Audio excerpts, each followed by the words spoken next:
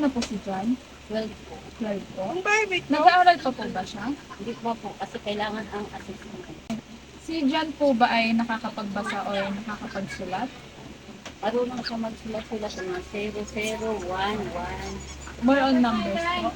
Hindi pa gaano siya. Kaya May mga ano-ano lang po. Opo, may mga pilig, may mga 0, 0. Minsan, hindi niya akalain niya makasulat na siya ng 2, ng N. Ano naman po yung daily activities po na ginagawa niyo sa araw-araw po na parang routine na po sa araw? Ano? Magbili ng sticker sa tindahan. Manghingi ng pagkain. Araw-araw yan. Kung sayo-sayo may magtugtog. Ang bagay niyo po na nakikitaan na magaling po yung si John. Talent ka po talaga po sa pagsasabi. Tapos gusto niya yan araw-araw. Mga damit na Barbie, mag-gown. Pagbiso niya po. Mag-beat pang babae. Ganyan gusto niya. Kamusta naman po yung behavior niya po sa araw-araw? Marunong na siya magsugat. Kasi pag nagtulog, huwag mo siya magaragi. Kasi lalo siya naririnig. Nagwawala. Alam ko na yung ano niya. Hindi ako nanay sa katagalan na alam ko na ang kitipid niya kung paano siya madalo. Ano po yung ginawa niyo po nung nalaman niyo po na meron po siyang focal epilepsy? Wala na tayo mag pinakita ko na yan ang maintenance.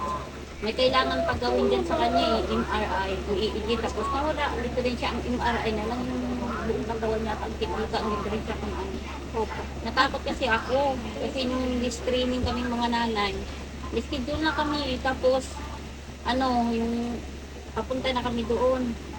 Screening kami, bawal pala may sakit, may sipon ubo.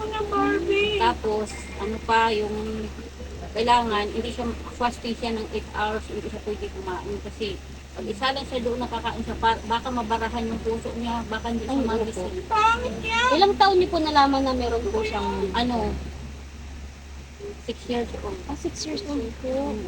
Ang sakit niya una-una, lang yung nilalagnat lang, nagsisisure lang siya. Lang siguro 50 na seizure ang nangyari sa kanya, marami na.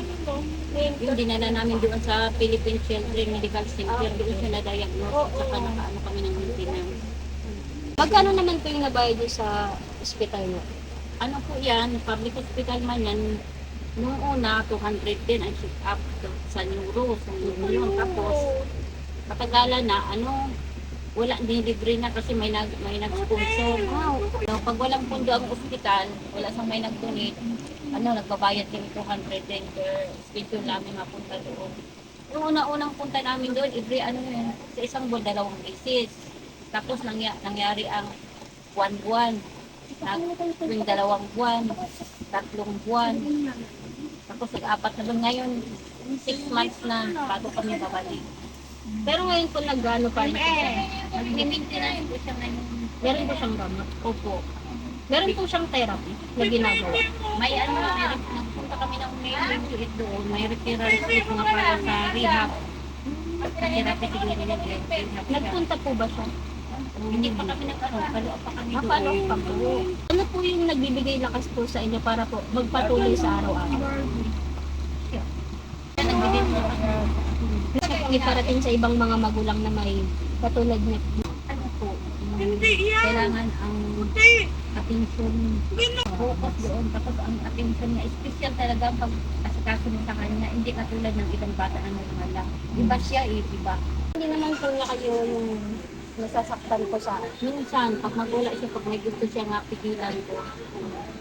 Masama naman kasi minsan, kaya naman sinasaway ko dahil hindi naman tama Ano siya, pag magula siya, pag magula siya, pabayaan ko lang siya muna. Pag magula, maya, yan, titigil, mama, bili ako ganito, o sige, gano'n lang siya.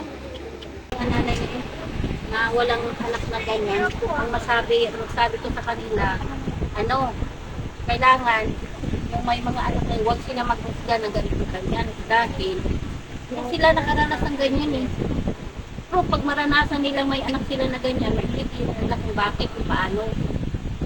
Dahil na sabi nila, nakayanan ko kaya na sabi ko naman. Siyempre anak ko yan pagtiisan ko talaga yan habang buhay ako.